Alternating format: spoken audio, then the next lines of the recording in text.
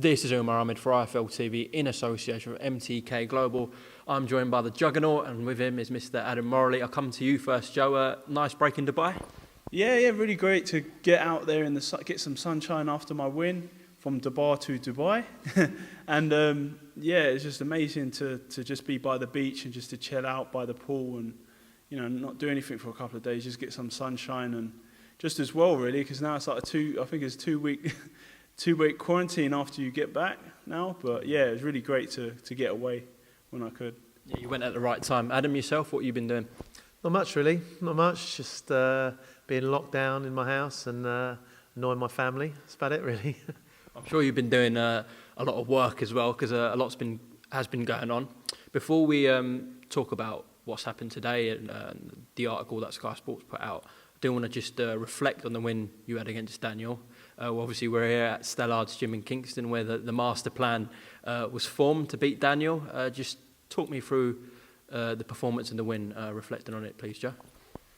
Yeah, so it was a great fight starting out. We started the first round, and he was coming forward, with some big shots. I managed to get a couple of jabs off, and I was using my footwork really well and moving away from his power shots, and just keep on working at the jab. So he tried to hit me with his best shots, and credit to him for putting his best effort in and trying to get me out of there. But the work I did here with the team is really the plan really came together. It wasn't just going to be just the jab, but that was what was working on the night, and I kept on busting up his eye like that, and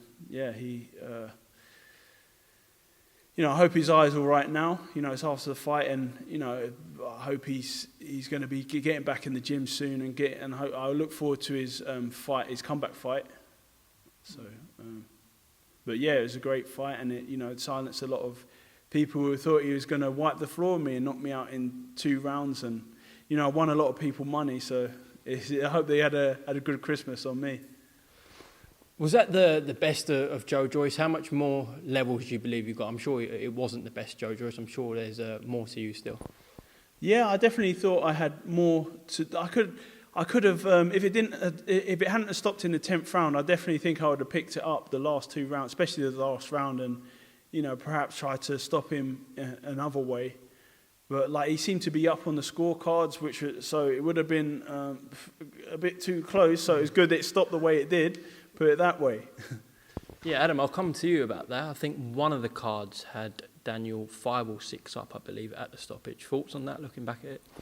Yeah, I disagree with it, but I think in fights, we've got respect for the judges, and they score the fights how they see it. I might disagree with it, but you've got to respect the judges. I thought Joe was winning the fight, but there's only one way to make sure, and Joe made sure of it. But, going forward, you've always got it. That's the great thing about heavyweights, especially with someone like Joe. He can stop people, so you don't have to rely on that external factor. For Joe, it's about it all being in his power, and that was in his power. He stopped it. Forget about the cards. Who cares? He won the fight. Did you believe throughout the fight that the stoppage was going to come at one point, Joe? Did you see my hand motion when I was like, get out of here, in the 9th round or something? That's when I knew that I was going to win the fight, because I thought, I've taken his best punches, I know what his rhythm is, and I've worked him out. My jab's landing nicely, and it's, I was kind of in the mode to pick it up in those final championship rounds. But I thought, watching it back, I've watched it back a couple of times now. The last time I watched it back, I thought it was, Dan did well. He, he's a good fighter at the end of the day, and I thought it was quite close. Yeah.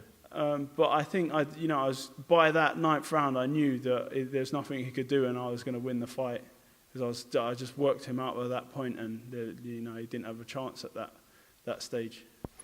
I feel like, and this is partly our fault as well, because the talk in the media was heavily around Daniel and his injury and the way the fight ended.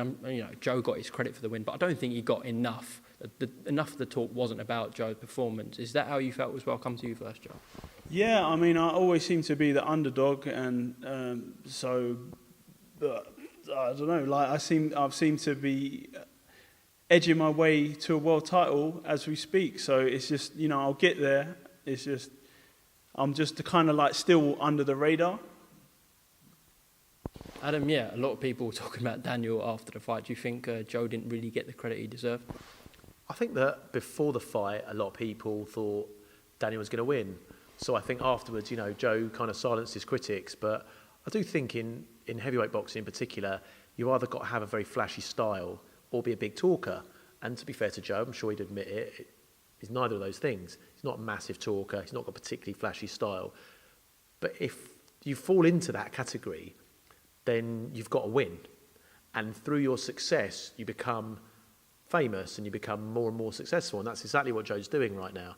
So as Joe progresses in his career, more and more people, he'll kind of pick up fans along the way, and they'll respect his qualities. They'll respect his chin. They'll really respect his chin after that, and they respect his stamina. And you can see already Joe's getting more people. He's turning people online to say, actually, yeah, I rate him. Because, you know, before the fight, they're like, he's slow, he's this, he's that. But then you've got to appreciate Joe's chin in that fight, and you've got to appreciate his stamina. And in the end, he won it in the 10th. But if you'd have seen the 11th or 12th, I mean, we had the benefit of that camp. We know that's where Joe really shows his quality in those last two rounds. So he could have not, you know, spectacularly knocked him out. But he got the job done, and Joe will keep picking up fans through his quality. I'm sure he'll get a lot more fans when a potential fight could be announced. This is more kind of the business side, so I'll come to you first about this, Adam. Where are we with Joe Joyce v Alexander Usyk? Yeah, I mean, we're talking to our promoter, Frank Warren, about it. That's what we're doing. We're talking to Frank Warren and George Warren. We're talking to George. And yeah, that's the fight we want. It's a great fight for Joe. If he wins it, becomes an interim champion. Obviously, the WBO have a lot to say about it. I mean, it's up to the WBO to order the fight. And, you know, I've seen what's been put out there today, like anyone else. I read it with interest that the WBO are in the process of ordering the fight. But, you know, that doesn't mean it's happening. So we talked to our promoter about other options, and we want to keep Joe busy. But Joe wants to become a world champion. And to become a world champion, there's different paths available. That's the best path at the moment. Joe's ranked, I think, number 5 with the WBC. He's ranked with the IBF as well. But the clearest path is with the WBO against Usyk, and that's what we're gunning for. I know we're quite away from a formal announcement, Joe, but is your attention now turning towards Alexander Usyk?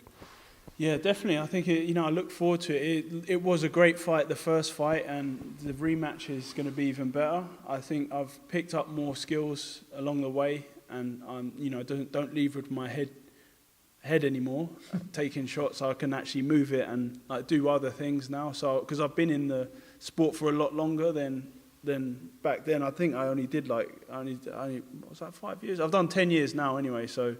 I'm definitely picked up a lot more skills along the way, and I think Usyk seems to be putting a bit more weight on power-wise, and I think it's just the making of a great fight. And it's for both of us. We got for the winner, they have a chance to potentially fight the winner of Fury against AJ. So that's the biggest fight in world boxing right now. 2 heavyweights going for the undisputed heavyweight championship of the world, and whoever wins that fight between me and Usyk has a potential of fighting for the undisputed crown.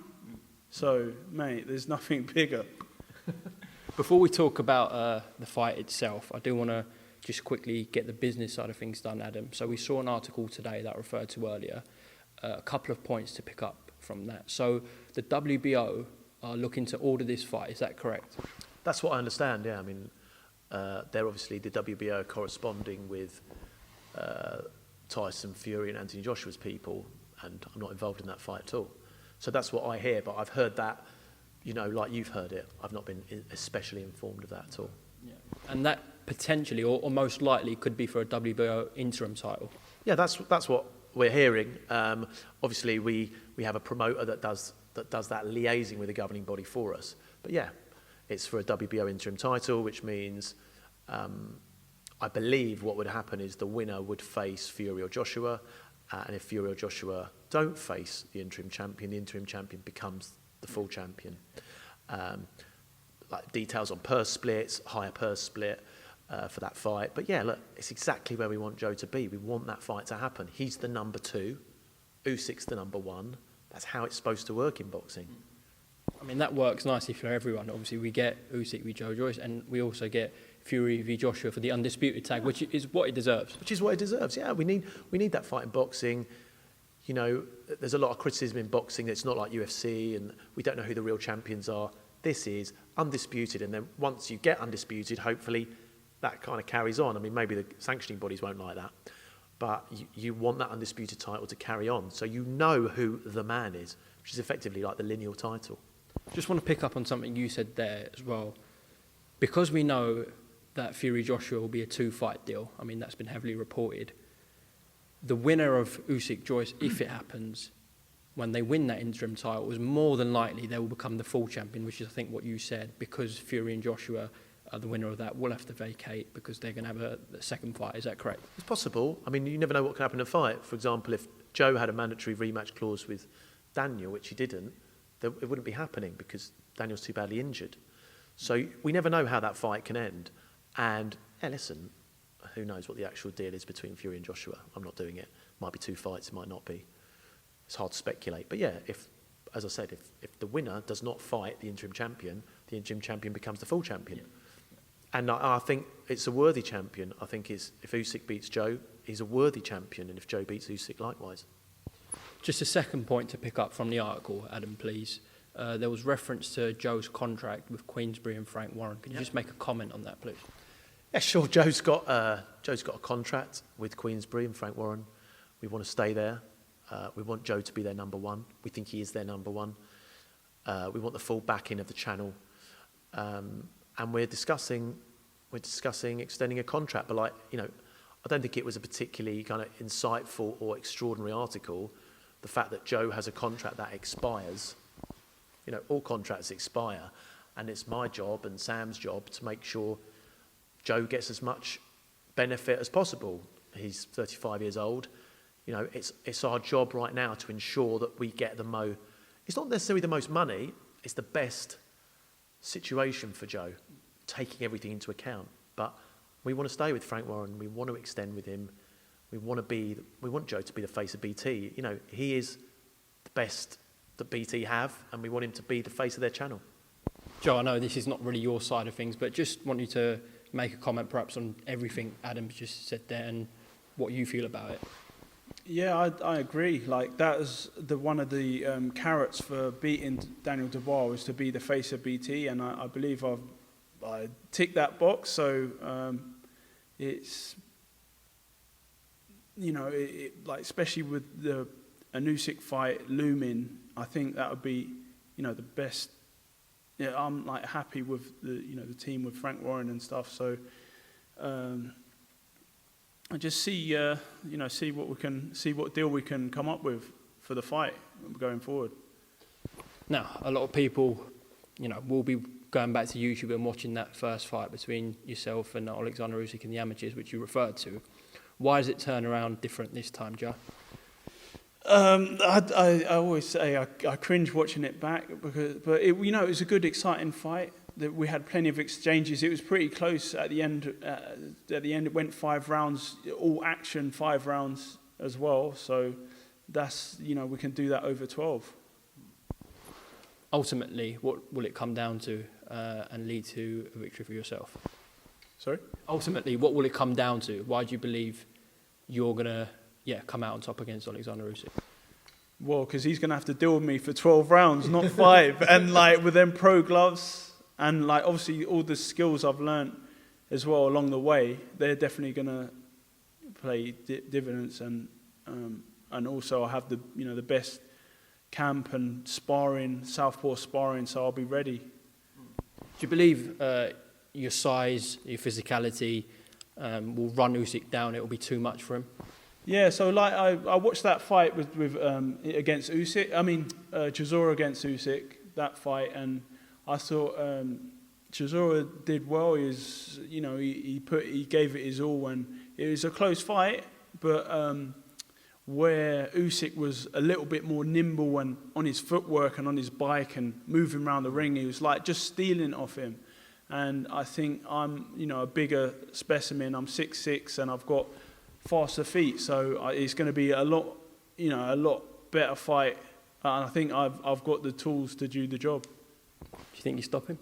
Yeah, I think so. Have you got a little message for Alexander Usyk? Usyk, I'm coming, Usyk. See that video of him yesterday? Yeah. Ratings for that, man. That water looked cold. What, jumping in ice, was he? Yeah, I think was it like a baptism or something? I don't know. I saw there was a priest. He was celebrating a Ukrainian special day or something. I don't know exactly what it was, but yeah, it looked freezing. Joe mentioned a certain name there, Derek Chisora. Now, this was a while ago, about, I think just before Christmas. David Hay made some comments saying he wants Derek, his man, to fight Joyce. I know your attention is securing this fight with Usyk at the moment, but what did you think about what David said? And look, I mean, I think that Derek is someone whose fights are box office worthy. I think you've seen that, and he brings war. He brings war. He brings for excitement, like the press conferences. He's always gives it his all in the fights. So, it's definitely. Yeah, listen, he's got David Hay, who's an incredible kind of promoter in the real sense of the word, and a lot of people believed when David was talking Usyk Chisora, he kind of persuaded them that Chisora might be Usyk, and then they kind of woke up and thought, well, that was never going to happen. But he's very persuasive. So, listen, that's an interesting kind of like publicity fight to get Joe's publicity up. But we're really focused on Joe as an athlete and Joe achieving what we think he can achieve. And no disrespect to Derek, but when you've got the WBO interim title on the line and potentially a shot at a world title, that's what we're aiming for. If that doesn't happen, you move on. You look at other options. That's an option. There's loads of options, and you've got to pick the best one that kind of weighs up purse against what it's going to do for you promotion-wise. What you saw when Joe fought Daniel, that worked. And also, like, tactically, it was like the best move out available. So, and this move with Usyk is there's no better for the interim title for a potential fight against AJ or Fury. And people at different stages of their careers. Joe's at the stage of his career where he just wants progression. He just wants to win. He just wants to drive forward. He's not at the stage of his career where he's very focused financially. Yeah, of course we want to get the best out of this for Joe, but he's like, no, I'm going to be world champion. Get me the world champion fight. Joe would take less money to become world champion rather than more money to fight someone who's more famous at this stage of his career, which is where we want him to be. Yeah, well, at this stage, in many people's eyes, they'd argue that aside from Fury Joshua, the best fight in the division is perhaps Joyce v Usyk, and the whole WBO situation represents that as well. Absolutely. I mean, Fury Joshua is by far and away 1v2, and yeah, Joyce Usyk. Okay, you say you've got Wilder in there, Ruiz, maybe Dillian White, those kind of people, but I think Joe's a third best. Joe has a very good claim to be the third best heavyweight. What do you think about Deontay Wilder, just been mentioned there? Perhaps boxing Charles Martin is his return fight. Thoughts? Yeah, it's a great fight. I think I'll be interested to watch it. I've shared the time in the ring when I was in Big Bear with Abel. I did a lot of rounds in the ring with Charles Martin, and I thought when he boxed Joshua, I don't think he was in the right place. There's a lot going on like behind the scenes, and he wasn't really ready for that fight. And I think, sharing the ring with him, we had some hard spars up in Big Bear, so it'd be interesting to see because I don't know if but actually knowing Wilder, he's got that right hand as well. If he walks onto another right hand like he did against Joshua, then it could be an early night. But I think he's like improved since then, and I think with his like mindset and dedication, I think it's come up. He's in a better place now to and it'll definitely be an interesting fight, and it'll be definitely one I'll be tuning into. I just thought the name was popped up, and thought we'd get your quick thoughts on that one. What's your mum saying about the Usyk fight? Is Marvel wanting you to fight Alexander Usyk? Yeah, I'm for the interim title, of course you. But you have to interview her separately. I'm sure she's got a lot to say about the matter. I think I said to someone the other day that Joe's mum is one of the best one of the best people to interview, 100%. Yeah, absolutely. I mean, she leaves me voice notes actually, telling me her view on different fights and what we should make. So I think she's a fan of the fight. I think she likes it. She might join S-Jam soon. Yeah, she loves boxing. She watches all the like interviews and stuff that she sends me. She's always sending me stuff and loves talking about boxing. She's really into it. It's like, I think she's put EastEnders on the back burner and she's into the boxing. She watches every video. Every video he's got a comment on it. I'm not sure if she's commenting online, but she's commenting to me, to Joe, to Sam. Like, she's like, what's going on here? Why isn't this happening? So, you know, maybe it was her that put the WBO email out there. Might well have been. Well, listen, Adam, Joe, appreciate your time. Cheers. Look forward to a massive 2021. And I'm sure this Usyk fight will happen, all right? Cheers, Umar. Cheers. Yeah, thanks, Umar.